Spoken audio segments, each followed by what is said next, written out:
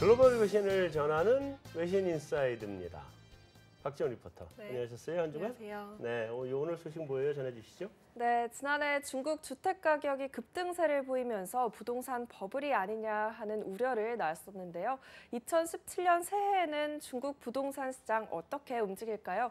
파이낸셜 타임스에서는 지금까지 이뤄졌던 중국 당국의 규제가 오히려 시장을 위축시키면서 부동산 버블이 붕괴될 수도 있다는 우려까지 나오고 있다는 소식을 전했습니다.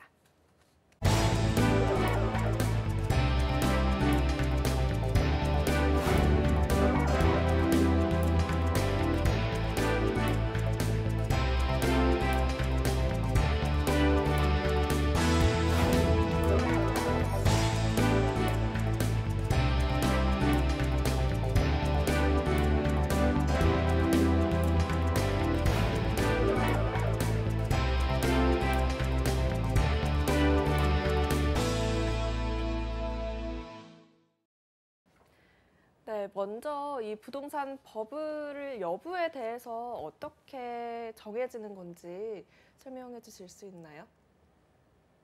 예, 뭐 제가 할까요? 네, 하세요. 예, 뭐 버블에 대해서는 사실은 버블이 꺼져봐야지 안다는 게 격언입니다. 그래서 어떤 상황에서 사전적으로 버블이 발생했는지 안 했는지 판단하기가 사실 쉽지 않죠. 근데 다만 대리적인 지표로서 그 사회에서 지불 가능한 어떤 소득 대비 그 사회에서 평균적으로 지불해야 되는 주택의 가격의 비율을 가지고서 뭐 버블의 가능성을 판단하는 경우들도 있죠. 그래서 중국의 경우를 보게 되면 뭐 국내 경우와 비교해서 상당히 높은 수준의 PR이 유지되고 있는 상황이라고 알고 있습니다. 뭐 어떤 다른 수치를 보게 되면 한 30 정도 되는 수치도 있고요. 근데 또 사실 또 들여다봐야 될 게 어떤 소득자료, 어떤 가격자료를 가지고 보느냐에 따라서 또 공간적인 범위를 어떻게 보느냐에 따라서 사실은 좀 차이가 많이 있을 수가 있습니다.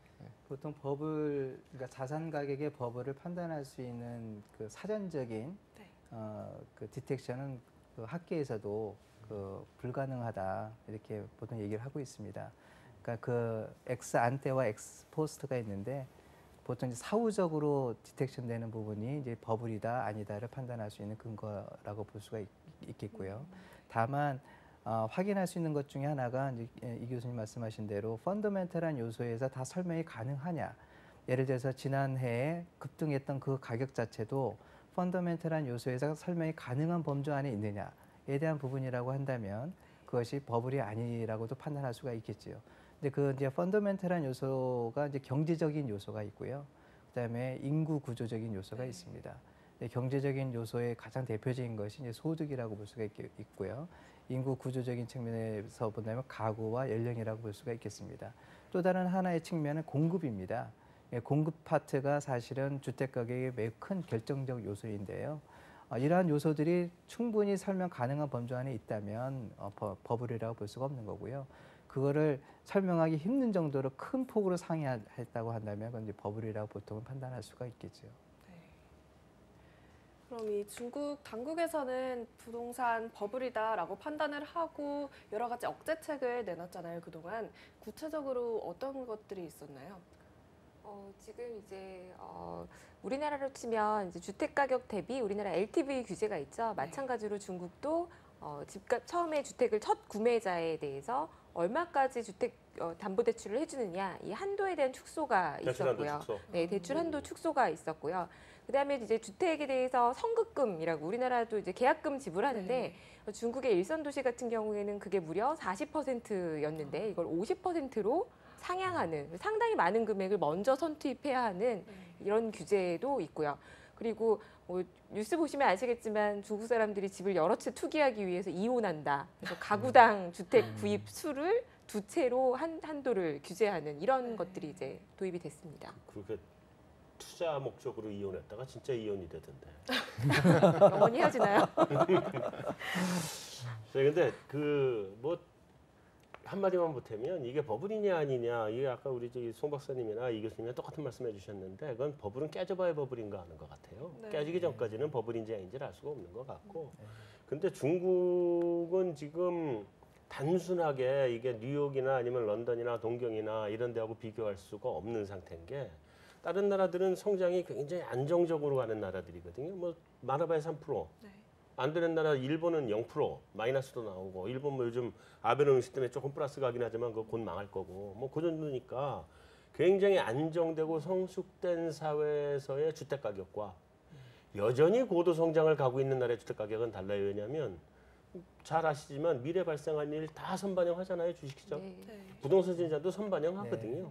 그럼 중국은 여전히 고도 성장을 앞으로 한 10년, 20년은 더 할 거기 때문에 중속 성장이라고 보겠죠. 뭐 6%대 성장을 계속 할 거기 때문에 그게 미래 주택 가격을 올릴 거고 그걸 선반영해서 끌어올린다 그러면 사실은 뭐 그런 면에서 보면 더 비싸도 버블이라고 안 할 수도 있어요. 그러니까 굉장히 중요한 말씀을 하셨어요. 네. 그러니까 이 주택 가격이나 부동산 가격을 결정짓는데 굉장히 중요한 요소가 미래 성장 가능성에 대한 사람들의 그 예측이거든요. 네. 근데 그 부분이 사실은 뭐 예를 들어서 도시의 어떤 인구 성장이 한 3%로 일어나는 도시라 그러면 전체 주택 가격의 절반 정도를 성장 가치가 차지한다는 그런 분석 결과들도 있고 그래요. 네. 그래서 사실은 버블을 논의할 때 여러 가지 경제적인 현재 시점의 펀더멘탈을 가지고 주택 가격을 가지고 설명했을 때 남는 리시디얼로 버블을 판단한다는 거에 한계점이 거기서 네. 발생하는 네. 거죠. 이제 말씀하셨듯이 네.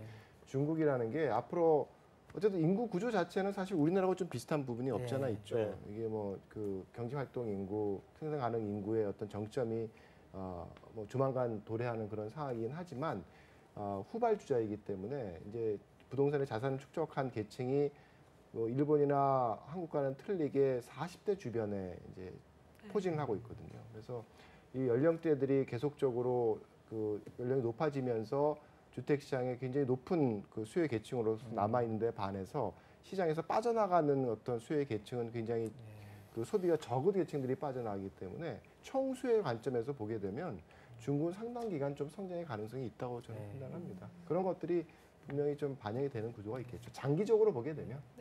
한 가지 첨언하자면은 중국이 버블 때문에 대책을 내놓았다기보다는요. 어느 나라나 주택에 대해서 그 투기적인 요소를 방지하는 정책은 있어도 네. 버블을 미리 사전에 방지하는 정책은 없습니다. 네. 그러니까 중국에서 내놓는 일반적인 대책의 가장 큰 그 팩트는 투기적 요소를 시장에서 걸러내기 위한 작업이 아닌가 하는 생각이 네. 듭니다. 네. 그 질문이 바로 다음 질문이었는데 그러면은 지금까지 이루어졌던 중국 당국의 억제책들이 투기를 억제하는 것에 초점이 맞춰져 있던 거라고 말씀을 해주셨잖아요. 그러면 전반적으로 중국이 지금 부동산 시장에 대해서 가지고 있는 계획이나 의도가 어떻게 되나요, 지금? 그러니까 투기적 요소를 제거해야 될 가장 큰 이유 중에 하나는 실수요적인 그 국민적 사회적 네. 편익이 크게 그 훼손되기 때문에 그렇습니다. 그러니까 실제로 들어가야 되는 사람들이 지불해야 될 비용이 커지고 그렇지 않은 사람들이 그에 의한 편익을 가지게 되는 그 사회적 구조적인 부분들이 사회적 갈등을 가져오고요. 사회 경제를 후퇴시킵니다.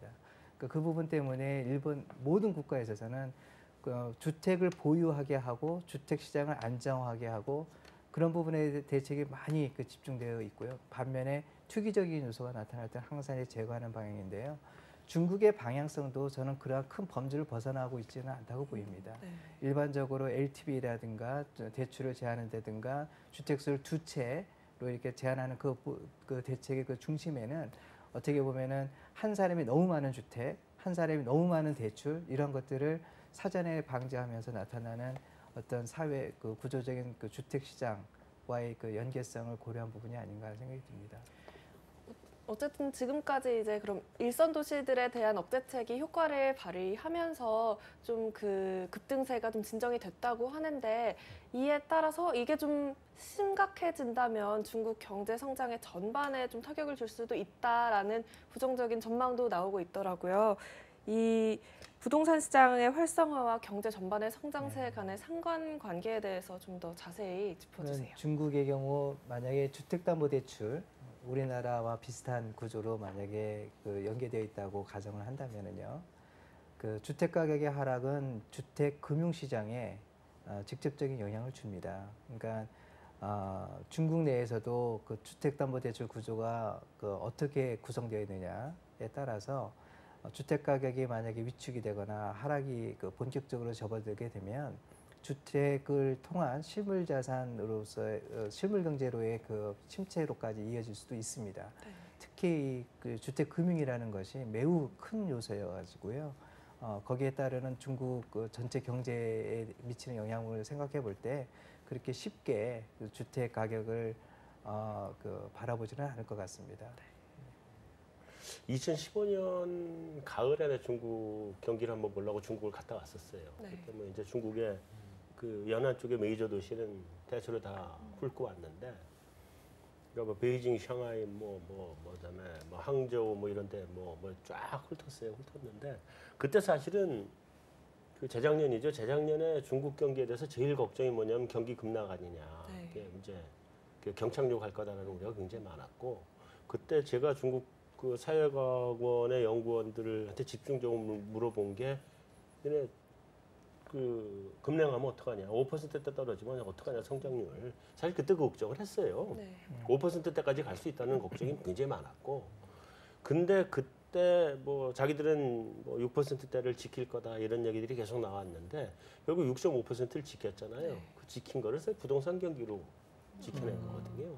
건설 경기로 살렸단 말이죠. 네. 다른 경기 다 죽었고, 네. 집값 일부러 법을 조장해서 건설 경기 살려가지고 지금 지켜온 거거든요. 근데 지금 이게 이제 살려놓고 나면 원래 경기 살리는 게 그거잖아요. 부동산 살리고 건설 경기에 살다가 다른 경기 따라 올라오면 이게 자연스럽게 죽이는 건데, 지금 다른 경기가 아직 본격적으로 살아오는 모습은 아직 안 보이는 것 같아요. 네. 중국이. 그래서 그러면서 보면 중국 정부가 부동산 경기를 그렇게 2017년에 진짜 죽일 거냐, 그거는 아직은 좀 시기상조 아닌가 하는 생각은 해요. 만약에 경제 성장이 주택을 통한 경제 성장이냐, 아니면 SOC를 기반으로 한 토목을 활용한 경제 성장이냐, 그리고 그때의 경제 구조가 성장기냐 아니면 성숙기냐에 따라 크게 차이가 납니다. 일반적으로 주택을 통한 경제 성장이 강했을 때, 그때 경제 구조가 성숙기였다면 그 이후에 나타나는 파급 효과는 굉장히 침체입니다.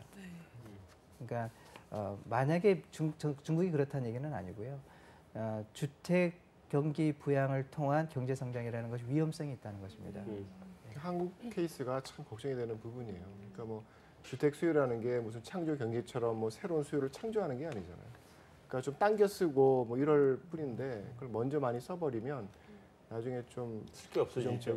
부정적인 네. 요인으로 반대로 작용하는 게 좀 뭐 걱정스러워. 어쩌면 혹시 창조 경제가 될지도 모릅니다. 우리 옛날에 홍길동 하나 되기를 뽑아가지고 또 생기고 또 생기고 바랍니다. 이렇게 빨리빨리 애를 많이 낳아야 되는데.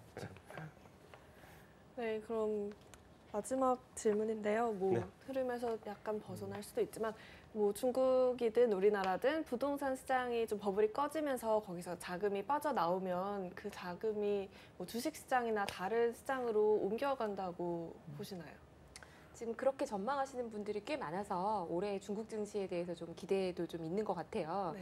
근데 저는 개인적으로 저의 개인적인 의견은 집을 팔아서 전액을 주식을 사진 않는다. 네. 그래서 주식 시장에 일부 들어갈 수 있겠지만 생각보다 부동산 안에서의 대체제를 찾는 노력은 중국 안에서 한 번 더 일어나지 않을까. 그래서 뭐 상해가 너무 올랐으니까 다른 지역을 산다든지, 그리고 중국에서 해외에 대한 투자가 계속해서 일어나고 있는데, 물론 중국 정부가 돈을 가지고 외화 반출하는 거에 대해서 굉장히 단속을 철저하게 하고 있음에도 불구하고 중국 부동산을 팔아서 해외에 투자하는 이런 흐름은 한 번 더 지속될 가능성이 있다. 저는 그렇게 보고 있습니다.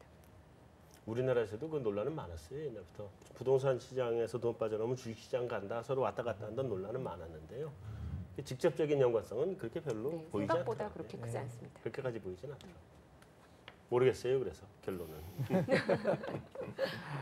여기까지인가요? 네, 네, 수고하셨습니다. 감사합니다. 네. 그렇습니다. 감사합니다. 네, 오늘 준비한 순서는 여기서 마무리하도록 하겠습니다. 다음 주에 다시 뵙겠습니다.